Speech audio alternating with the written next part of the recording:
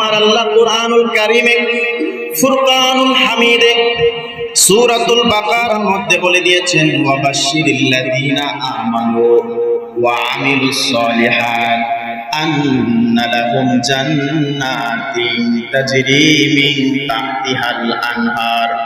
যারা ঈমান আনবে, ঈমান আনার পরে যারা আমল করবে, তাদের জন্য আমার আল্লাহ জান্নাতের সুসংবাদ দিলেন। সুবহানাল্লাহ। কুরআনুল কারীমে ফুরকানুল হামিদে 16 নম্বর পারা 3 নম্বর পৃষ্ঠার মধ্যে আমার আল্লাহ বলেন ইন্নাল্লাযীনা আমানু ওয়া আমিলুস সলিহাতি কানাত লাহুম জান্নাতুল ফিরদাউসি নুজুলা। আমার আল্লাহ ডাক দিয়া কয়, যারা ঈমান আনবে, ঈমান আনার পরে যারা আমল করবে, তাদের জন্য জান্নাত, তাদের জন্য স্বাগতম জানানোর জন্য অপেক্ষা করতেছে। এই আয়াতের শেষের অংশে আমার আল্লাহ বলেন, যারা জান্নাতের মধ্যে যাবে তারা এমন একটা জায়গার মধ্যে প্রবেশ করবে, আপনি আপনার নিজের বাড়িতে যাবেন, অথবা আপনি আপনার মামা নানার বাড়িতে যাবেন, আপনি আপনার শ্বশুর বাড়িতে যাবেন, আত্মীয় স্বজনের বাড়িতে যাবেন। একদিন, 2 দিন, 1 সপ্তাহ থাকার পরে আপনার আর ভালো লাগবে না। কিন্তু এমন একটা জান্নাত, যারা ঈমান আনার পরে যারা আমল করবে, তাদের জন্য এমন একটা জান্নাত স্বাগতম জানানোর জন্য অপেক্ষা করতেছে। ওই জান্নাতের মধ্যে একবার প্রবেশ করলে আর কোনদিন বাহির হবার মন চাইবে না। একই পারার 16 নম্বর পারার আবার আল্লাহ বলছেন ইন্নাল্লাযীনা আমানু ওয়া আমিলুস সলিহাতি সায়াজআলু লাহুমুর রহমানু ওয়াদ্দা।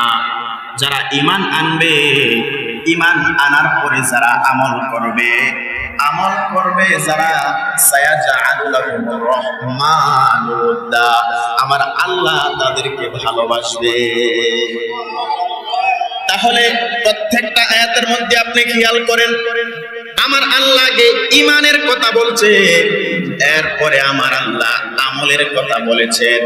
আজকে ঈমানের কোনো আলোচনা নাই, কিন্তু আমলের আলোচনা, শুধুমাত্র আমলের আলোচনা। একের কোনো দাম নাই, শুধুমাত্র 2-এর যেই দাম, 1-এর দাম দেয় না। এক যদি আপনার 1-এর পরে যদি একটা শূন্য থাকে তাহলে 10 হয়ে যায়, 1-এর পরে 2টা শূন্য থাকলে 100 হয়ে যায়, 1-এর পরে 3টা শূন্য থাকলে 1000 হয়ে যায়, 1-এর পরে 4টা শূন্য থাকলে 10,000 হয়ে যায়, 1-এর পরে 5টা শূন্য থাকলে 1 লক্ষ হয়ে যায়, 1-এর পরে যদি 6টা শূন্য থাকে 10 লক্ষ হয়ে যায়, 1-এর পরে যদি 7টা শূন্য থাকে তাহলে 1 কোটি হয়ে যায়। আর যদি 1 যদি সরায় নেন তাহলে এই শূন্যর কোনো দাম নাই। আছে কথা বলেন, আছে?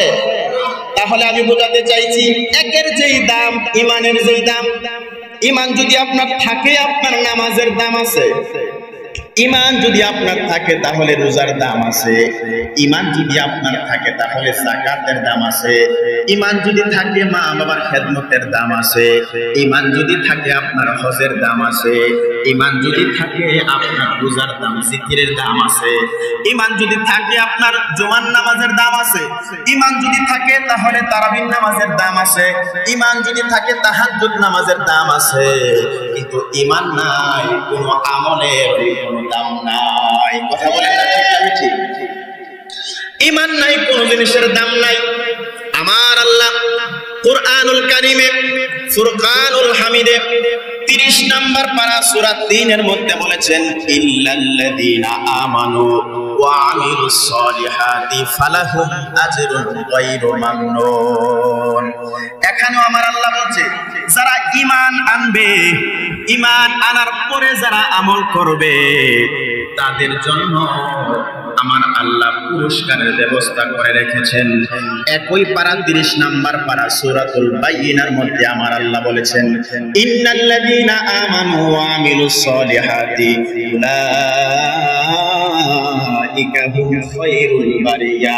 যারা ঈমান আনবে, ঈমান আনার পরে যারা আমল করবে, তারা হলো সবচাইতে উত্তম মানুষ। সুবহানাল্লাহ। তাহলে আগে হলো ঈমান, এরপরে হলো আমল।